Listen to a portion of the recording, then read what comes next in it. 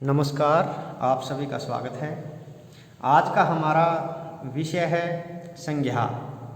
हिंदी व्याकरण में संज्ञा पर चर्चा कर लेते हैं।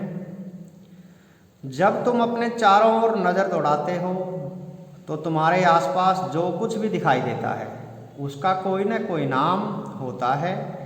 कक्षा में प्रवेश करते हो तो तुम देखते हो दरवाजे, खिड़कियाँ, मेज, कुर्सी, पंखे, ब्लैक बोर्ड, अध्यापिका, बच्चे और बहुत कुछ। तुम जब सोचते हो तुम्हारे मन में उठने वाले भावों के नाम होते हैं, जैसे खुशी, हंसी, जलन, घबराहट आदि। ये सभी नाम व्याकरण में संज्ञा कहलाते हैं। आइए इनके उदाहरण देखते हैं।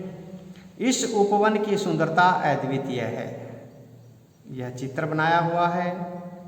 इसमें जो रंगीन शब्द आप देख रहे हैं, इस उपवन की सुंदरता अद्वितीय है। इस चित्र को देखिए। मदर टेरेसा ने मानवता के लिए बहुत काम किया। इसमें भी रंगीन शब्द दिए हुए हैं।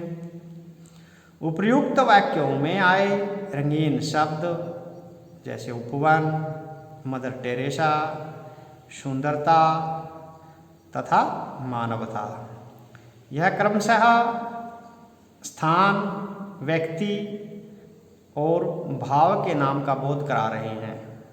ये सभी नाम संज्ञा कहलाते हैं। इनसे हमें स्पष्ट हो रहा है, उपवन है, यह जगह का नाम है, स्थान का नाम है। सुंदरता इसका गुण है, भाव है। मदर टेरेसा एक व्यक्ति का नाम है। मानवता इनका भाव है। तो इस तरह के जो शब्द होते हैं इनको संज्ञा कहा जाता है। प्रश्न आ जाता है, संज्ञा किसे कहते हैं? किसी व्यक्ति, वस्तु, स्थान, प्राणी और भाव के नाम को संज्ञा कहते हैं। जैसा कि हमने ऊपर पढ़ा, किसी व्यक्ति, वस्तु, स्थान, प्राणी और भाव के नाम को संज्ञा कहते हैं। यहाँ पर एक बात और ध्यान देने योग्य है, ध्यान दीजिएगा। वस्तुएं संज्ञा नहीं होती, उनके लिए प्रयोग किए जाने वाले नाम ही संज्ञा होते हैं। जैसे मेरे हाथ में ये क्या है, जब तक मैं इसका नाम नहीं लूँगा, इस वस्तु का जब तक मैं नाम नहीं लूँगा तब तक यह संज्ञा नहीं बनेगी। इस बात का ध्यान रखना है। पेंसिल, पेंसिल जो इसका नाम है यह इसकी संज्ञा है। जो आपका नाम है वह आपकी संज्ञा है। तो इसलिए यह ध्यान देने योग्य है कि कोई वस्तु संज्ञा नहीं होती, उसका जो नाम होता है वह उसकी संज्ञा होती है। अब बात कर लेते हैं संज्ञा के कितने भेद हैं। संज्ञा के मुख्यतः 3 भेद हैं: व्यक्तिवाचक संज्ञा, जातिवाचक संज्ञा, भाववाचक संज्ञा। व्यक्तिवाचक संज्ञा के उदाहरण चित्रों के माध्यम से हम समझ लेते हैं। लाल बहादुर शास्त्री भारत के एक अच्छे नेता थे। प्रथम चित्र श्री लाल बहादुर शास्त्री जी का है। रंगीन शब्दों में लिखा हुआ है, लाल बहादुर शास्त्री भारत के एक अच्छे नेता थे। दूसरे उदाहरण में गंगा नदी हिमालय से निकलती है। तीसरे उदाहरण में सुभाष चंद्र बोस ने आज़ाद हिंद फौज का गठन किया। तीसरी तस्वीर श्री सुभाष चंद्र बोस की है। तो इस प्रकार इनमें जो रंगीन शब्द हैं, दिए गए वाक्यों में लाल बहादुर शास्त्री तथा सुभाष चंद्र बोस व्यक्ति के नाम हैं, भारत देश का नाम है, गंगा नदी का नाम है, हिमालय पर्वत का नाम है। ये सभी व्यक्तिवाचक संज्ञा हैं। जिन शब्दों से किसी विशेष व्यक्ति, स्थान और वस्तु का पता चलता है उन्हें व्यक्तिवाचक संज्ञा कहते हैं। अब बात करते हैं जातिवाचक संज्ञा। जातिवाचक संज्ञा, प्रथम चित्र देख लीजिए। लड़के बाग में से फूल तोड़ रहे हैं। दूसरे चित्र में पक्षी दाना चुग रहे हैं। तीसरे चित्र में मंदिर में साधु पूजा कर रहा है। ऊपर दिए गए वाक्यों में रंगीन शब्द लड़के, बाग, फूल, पक्षी, दाना, मंदिर तथा साधु शब्द किसी एक की ओर नहीं बल्कि अपनी पूरी जाति की ओर संकेत कर रहे हैं।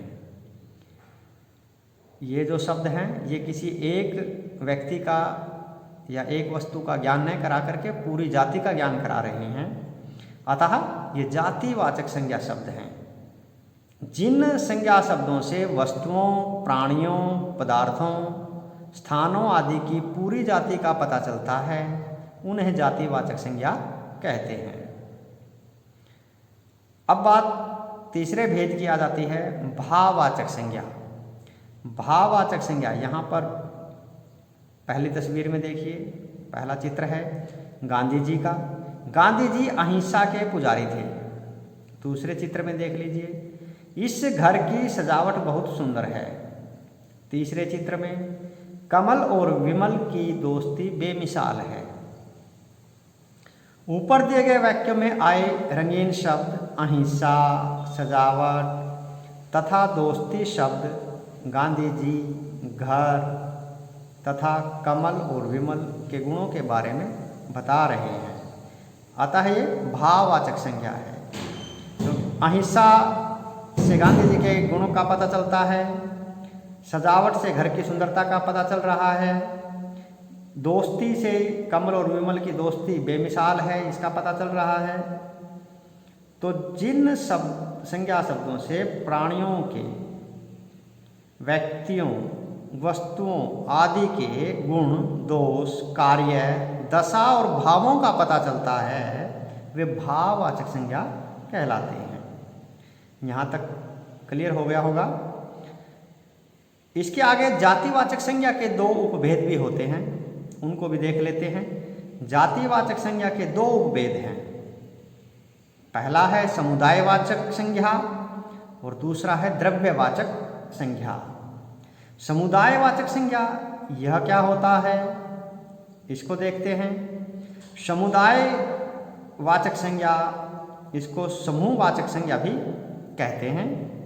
जिन संज्ञा शब्दों से किसी समुदाय या समूह का ज्ञान हो या बोध हो वे समुदायवाचक या समूहवाचक संज्ञा कहलाते हैं। जैसे सेना, सेना एक व्यक्ति से तो नहीं बनती, कई व्यक्तियों को मिलाकर के सेना बनती है। झुंड कई वस्तुओं का होता है, कई वस्तुओं को एक जगह मिलाएंगे तो झुंड बनेगा। कक्षा, कक्षा भी एक छात्र से नहीं बनती, काफ़ी छात्र होंगे तभी कक्षा कहलाएगी आदि। द्रव्यवाचक संज्ञा किसे कहते हैं? किसी पदार्थ या द्रव्य का बोध कराने वाले शब्द द्रव्यवाचक संज्ञा कहलाते हैं। किसी पदार्थ या द्रव्य का ज्ञान कराने वाले या बोध कराने वाले शब्द द्रव्यवाचक संज्ञा कहलाते हैं। जैसे लोहा, स्टील, चांदी, पीतल, तेल आदि। अब आप कहेंगे कि जी द्रव्य लोहा कैसे हो गया, स्टील कैसे हो गया? इनको लोहा भी द्रव्य है। आप जब इसको इसके उच्च तापमान पर इसको गर्म करोगे तो यह पिघल जाएगा। इसी प्रकार स्टील भी पिघल जाता है। जब इनको जहाँ इनका उच्चतम तापमान इनको मिलेगा यह पिघलकर द्रव्य के रूप में पिघल करके हमारे सामने होंगे, इसलिए यह द्रव्यवाचक संज्ञा होती हैं। तो आज हमने संज्ञा के बारे में जाना। उम्मीद है कि आपको संज्ञा प्रकरण के बारे में क्लियर हो गया होगा। धन्यवाद।